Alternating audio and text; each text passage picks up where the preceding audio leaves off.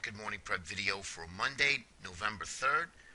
Markets had a nice day on Friday. Dow Jones up 195, Nasdaq up 64, S&P up 23, and Russell up 17.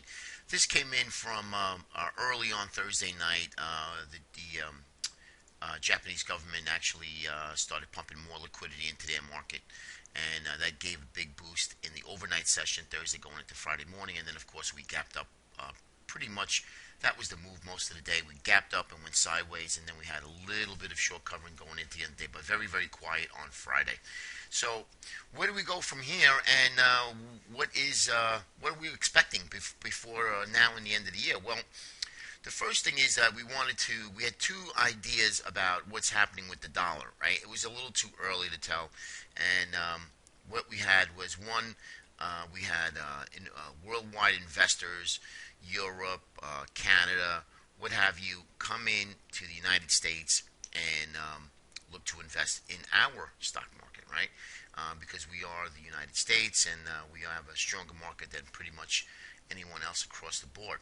And if that's the case, then of course they have to convert their dollars into U.S. dollars, which drives the market higher as far as the U.S. dollar higher.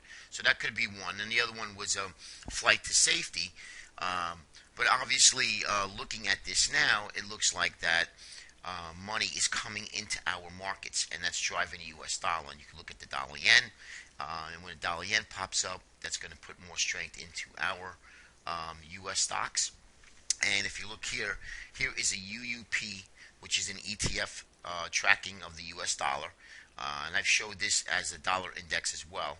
And you can see here clearly that we've had an explosive move up. We've actually now sold off for a few days, not really much of a pullback, which is telling me there's big demand in the dollar. And now we're starting to break out of this big resistance since 2011.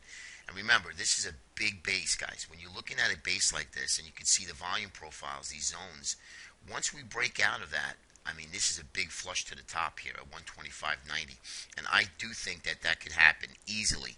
And by looking at the pullback, we've had not much of a pullback, and now we're starting to really start to break out again. So if we break above this base and shop around above this base for a few more days, that's going to be some big support, which was resistance, and that's going to give more fuel to the dollar to run up higher. And I do think that what's going to happen, if that's the case, that's going to put a bid into U.S. equities. Now, another thing, third quarter hedge fund performance was lackluster. They were underperforming the market. They've had a couple of big arbitrage go under, belly up, if you will. And then, of course, they were long crude oil and many other instruments. And now they're underperforming. So that's going to be another fuel for the markets to rally. So I'm looking at the moment, and again, it's not etched in stone, but I'm looking to buy any weakness in the market going into the end of the year. And of course, we have our Santa Claus rally, which seasonality, we outperformed the market November and December and even January. Well, we had that January effect. Well, that happens earlier and earlier every year.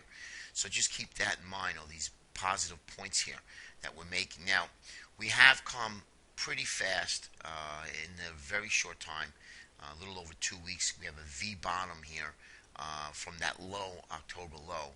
So it is a little bit overbought. Would you be looking to buy to make new highs here? Probably not if you are a swing trader or investor.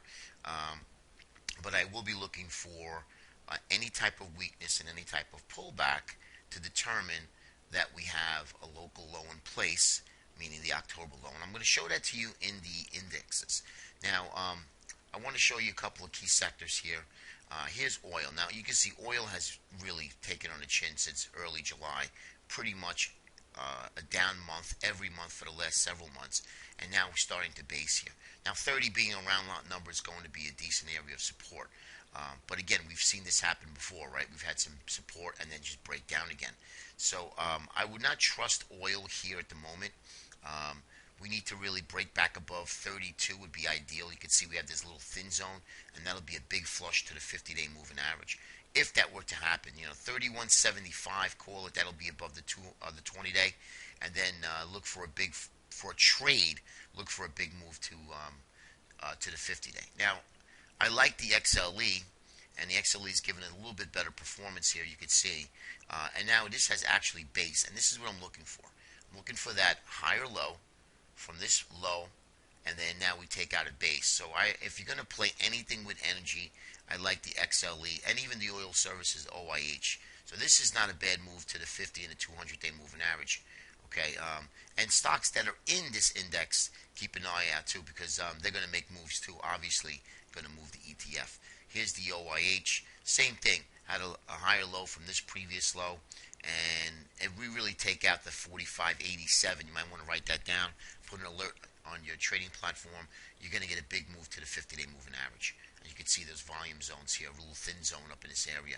And that's usually what has like a vacuum. So that's something I'm going to be looking for this week. Right now, also, what's interesting is the home builders again. Now, of course, we made a big move here, but we're consolidating now above all of the moving averages. We have nice bullish symmetry now. The averages are starting to cross back over again, and we're above the 200-day moving average. Now, if you look at this, and if I just literally just went like this, you could see how the volume zones are perfectly lined up where we just underneath there. If we can break back above it and then back test this a little bit and even just hold steady for a couple of days, create a new base, then I think you're gonna get a good move to challenge the highs here about 26 and a half. It is the ITB construction index. So if you look at Lennar, it's very similar. Okay, take a look at here. You'll see that it is now above it and looking to challenge it. So any pullback to the 20, I think is a good buying opportunity. Easy to manage, you know where your stops are. So keep an eye on Lennar as well. Pulte Home, same thing. Pulte a little bit lesser of a bigger move, but still I like this one here. Nice little bull flag, lower than expected volume. If we take that out and take the highs out here, then I'll be looking for some higher prices as well. So I'm watching these two for the coming weeks.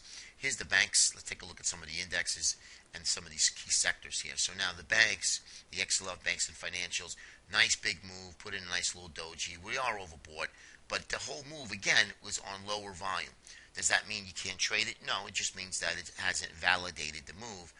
And although we did have a big move up, so let's keep an eye on, see if we can get a pullback to the 50, and if that can hold. See, I'm looking for that higher low. We haven't seen that yet, but I'm looking for that higher low back into this area and then move higher.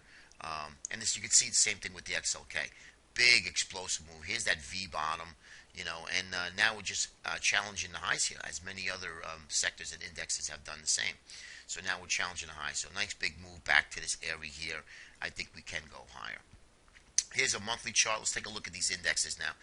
So we did break down, and I showed this to you in the beginning of the month and the middle of the month, and we were below this big bearish rising wedge, right? And it is only bearish if we close below it. Well, guess what? We are now in November 3rd, and we have not closed below it. So that's telling us that the markets are status quo, headed up higher. And remember, we break out of this range, then you got to reset this bearish rising wedge. And again, only bearish if it closes below it. So you can see that we've been ridiculously overbought since 2012, and we've stayed that way for the last couple of years. And again, MACD extremely overbought. So let's keep an eye on it. Again, just showing you a monthly chart. Let's do a top-down approach here. Weekly chart. Doing quite well. We hit that to the penny, this long-term trend line from 2012. This was just before Sandy, the November elections. And you could see that we've literally just climbed higher and higher and not really had a deeper pullback than we did in October here. All right, so now we're challenging that highs again.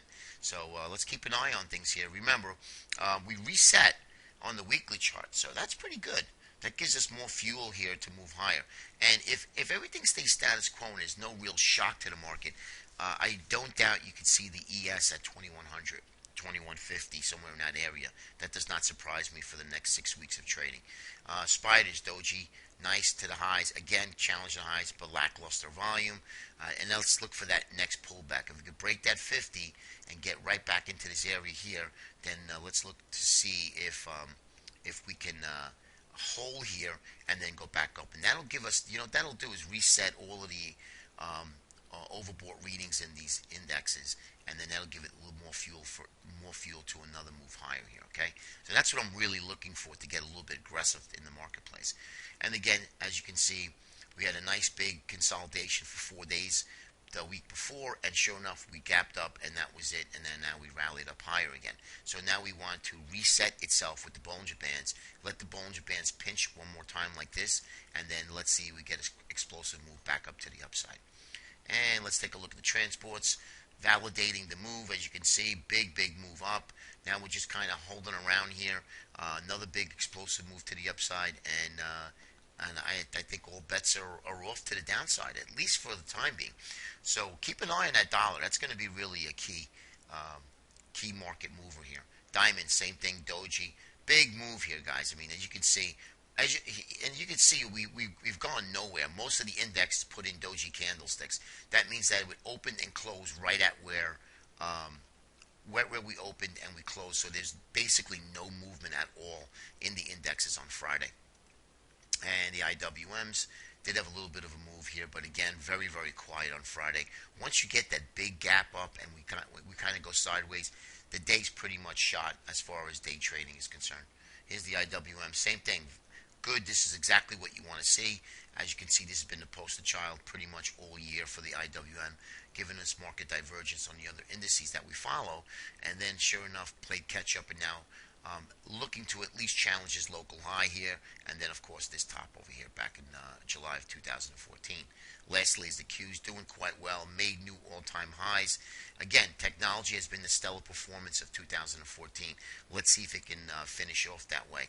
I do think that technology would be a definite buy coming into the end of the year, the last 6 weeks, but we definitely need a pullback. You do not want to be chasing one move, something like this, for the last 2 weeks, okay? Just be patient, let it come, let price come back to you, and then that's going to be a cue that we're going to be looking to buy on this pullback, okay?